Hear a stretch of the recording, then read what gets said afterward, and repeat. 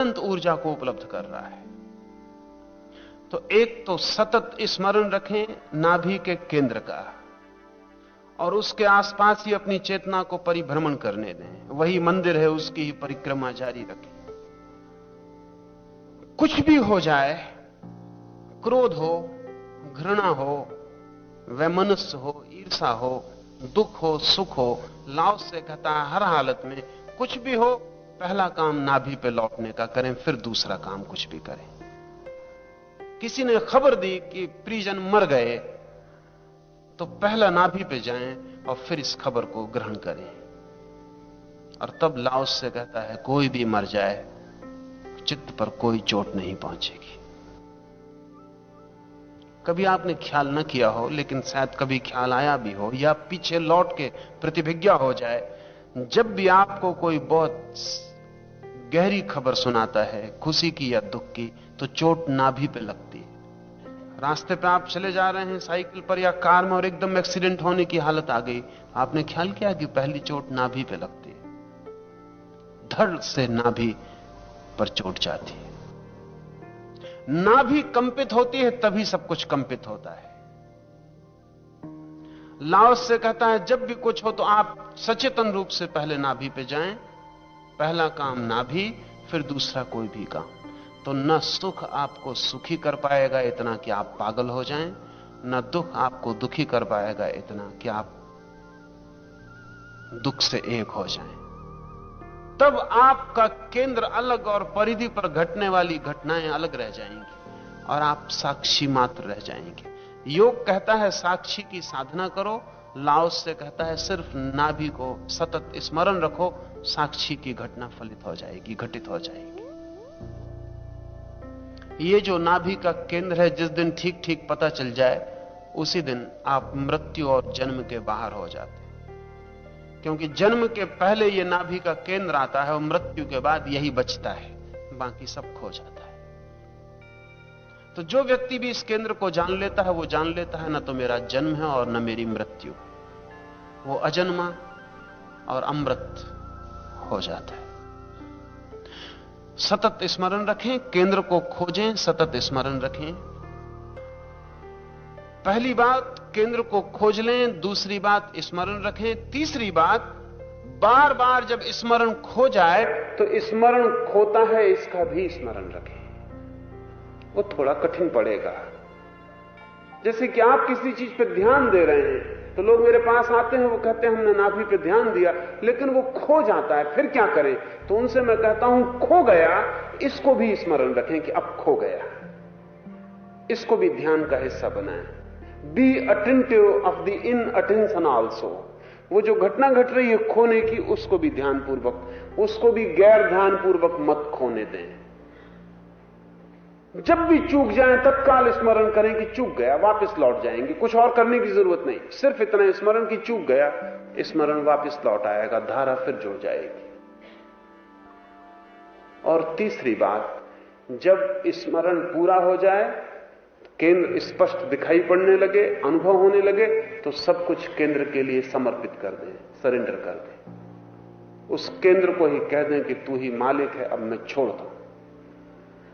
और यह आसान हो जाता है। समर्पण बहुत कठिन है जब तक केंद्र का पता ना हो। लोग कहते हैं परमात्मा के लिए समर्पण कर दो, लेकिन परमात्मा का कोई पता नहीं, जिसका पता नहीं उसके लिए समर्पण कैसे कर दो? और परमात्मा आ भी जाए तो भी समर्पण आपको करना हो तो मालिक तो आप ही बने रहते हैं समर्पण के भी। अगर कल दिल नाराज हो जाए और लगे कि ये परमात्मा कुछ अपनी मनपसंद का नहीं, तो अपना समर्पण वापस ले सकते हैं कि छोड़ो, हमने अपना समर्पण वापस लिया, देने वाले हम थे, ले भी हम सकते हैं। क्या परमात्मा करेगा? क्या अगर आप अपना समर्पण वापस ले लें तो परमात्मा करेगा क्या? तो जो समर्पण वापस भी लिया जा सकता है वो समर्पण तो नहीं है, वो दिया ही नहीं गया कभी। लाओस से की प्रक्रिया अलग है। लाओस से कहता है जिस दिन इस केंद्र का पता चलता है उस दिन समर्पण करना नहीं पड़ता, आपको अनुभव होने लगता है कि केंद्र मालिक है ही, मेरे बिना केंद्र सब कुछ कर रहा है। श्वास ले रहा है, छोड़ रहा है, जीवन की धारा चल रही, नींद आ रही, जागरण आ रहा है, जन्म हो रहा, मृत्यु हो रहा, सब केंद्र कर रहा है मेरे बिना कुछ किए। तो अब समर्पण का क्या सवाल है? समर्पण हो जाता है।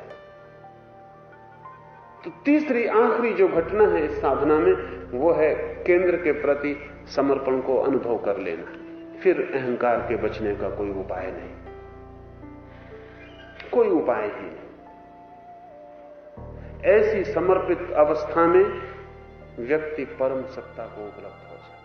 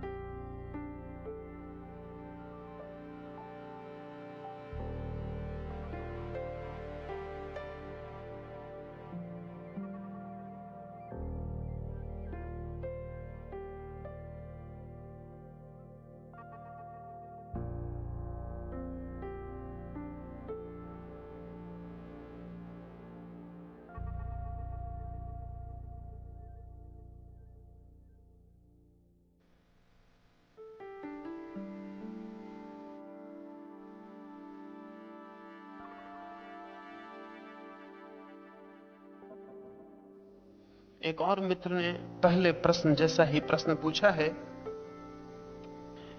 कि लाओस से अक्रिया पर जोर दे रहा है और कृष्ण ने कर्म पर जोर दिया, तो इन दोनों में कोई विपरीतता है या समानता है? ये दो छोर हैं। लाओस से ये नहीं कहता कि कर्म मत करो, लाओस से कहता है कर्म करो, लेकिन ऐसे जैसे कि नहीं कर रहे हो, as if you are not doing it, rather it is happening, हो रहा है। जैसे सांस चल रही है, लो मत, छोड़ो मत, चलने दो।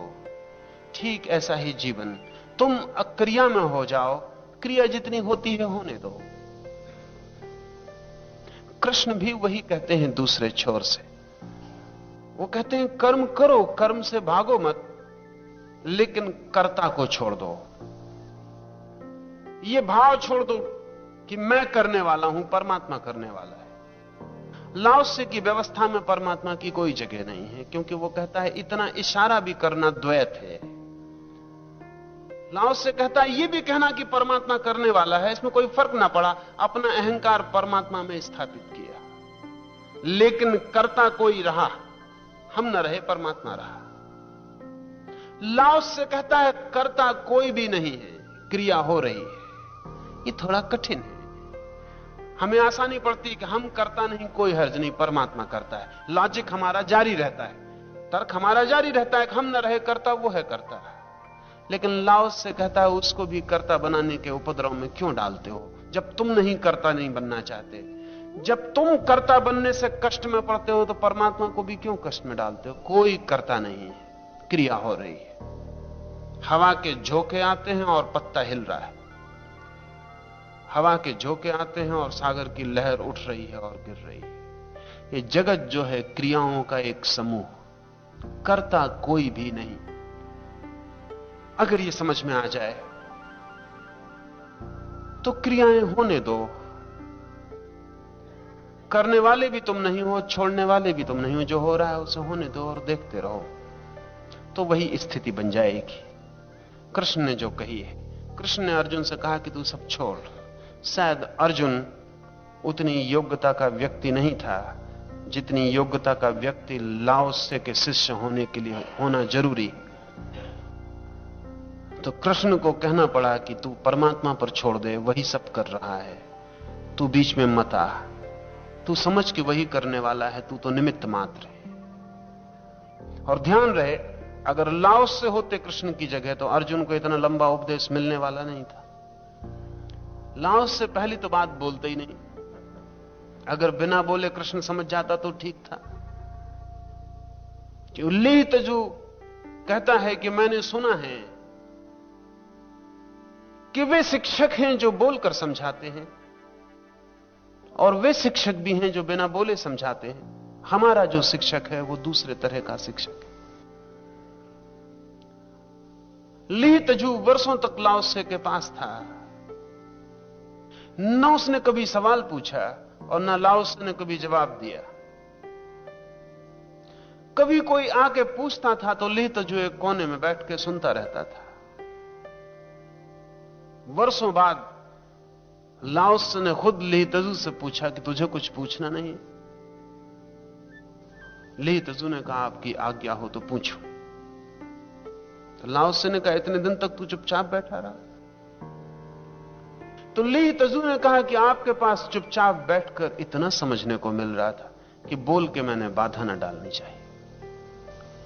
बोलता तो बाधा पड़ती। लाओसे ने कहा कि इसलिए अब मैं तुझसे कहता हूं कि तू पूछ सकता है। जिसको बोलने से बाधा पड़ने लगी वो बोलने की बीमारी से मुक्त हो गया। अब बातचीत हो सकती। अब शब्द दिक्कत न देगा। जिसने शून्य में रहने का आनंद पा लिया अब उसे शब्द मार्ग से ना हटा सकेगा। अब हम शब्द का आदान प्रदान कर सकते हैं। लेकिन कृष्ण के सामने जो शिष्य है वो बहुत दूसरी तरह का है, और क्षण भी बहुत और है। युद्ध का